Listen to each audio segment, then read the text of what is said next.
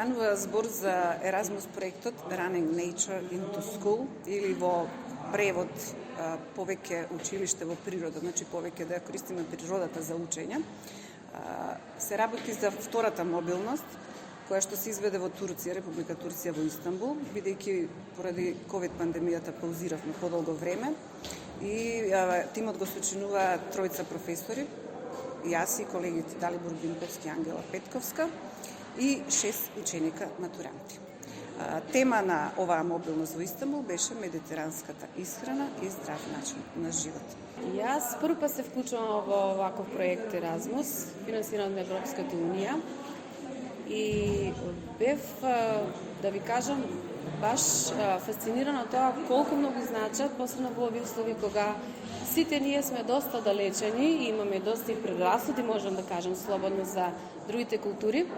Мислам дека има голем бенефит затоа што учениците преку овие проекти, преку овие дружења, размени, запознаваат други народи, други култури, го вежбаат и јазик од странски јазици, гледат како функционира образовниот систем во други држави, споделуваме нови искуства, учиме ние од нив, тие од нас, ги гледаме предностите и недостатоците.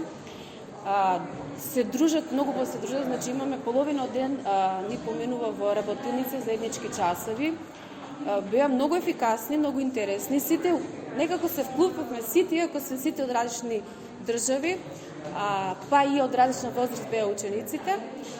Имавме време и да се прошетаме, да буквално одблизу да ја видиме таа култура, тој народ, преку сите тие културно-историски споменици, различни насени, и посебно благодарност се искажувам на колегите кои што не дочекаа, бидејќи тие беа најзаслужни да ни доближат нивната култура, нивниот народ во тие 5-6 дена во кои што бевме присутни. Значи, учениците навистина имаат многу привилегија што преку овие проекти се запознават со други ученици, со други култури и после донасат дома кај нас нови некои спознанија и секогаш имаме некои идеи што би можеле ние да примениме во наставата, а мислам дека исто таков впечаток оставаме ние кај другите.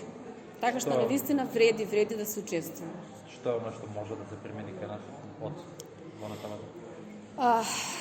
Ние бевме гости на едно училиште кое што беше училиште за надарени деца и тоа е финансирано од државата. Значи бесплатно е школувањето, мислам дека ние такво нешто немаме. И сметам дека имаме многу паметни деца, многу талентирани деца, секогаш одат на некои олимпијади, надпревари, конкурси, што и да е, секогаш носиме некакви награди дома, ама некако им фали тоа образование и подкрепа од самата држава и од Министерството за образование. Тоа би можело ние да го примениме. Да се размислува малку повеќе за тие деца кои што имаат многу потенцијал во себе, имаат амбиција, имаат многу повеќе од она и можат многу повеќе од она што би го стекнале на оние просечни секојдневни часови во нашите училишта. Тоа ни фали многу. И уште колку мобилности стануваат во рамките на овој проект и каде ќе се реализира? Па ова беше прва во Турција поради пандемијата со ковид.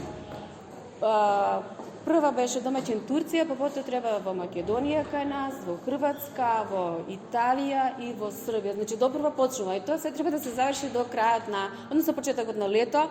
Значи имаме доста работа, речиси секој месецки имаме посета во некој училиште во некоја земја. Фокусот на проектот беше медитеранска исхрана и здрав живот.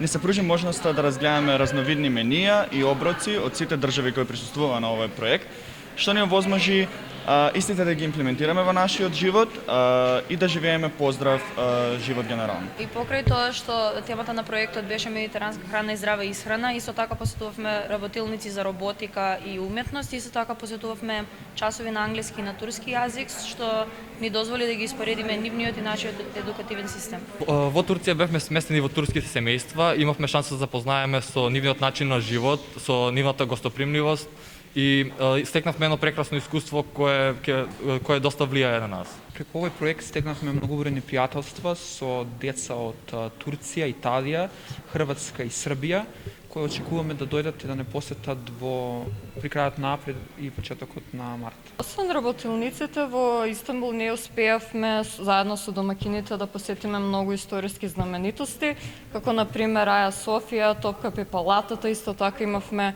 прекрасно патување со брод по Босфорот и се надеваме дека во еднината ќе можеме пак да го посетиме Истанбул и да видиме друго.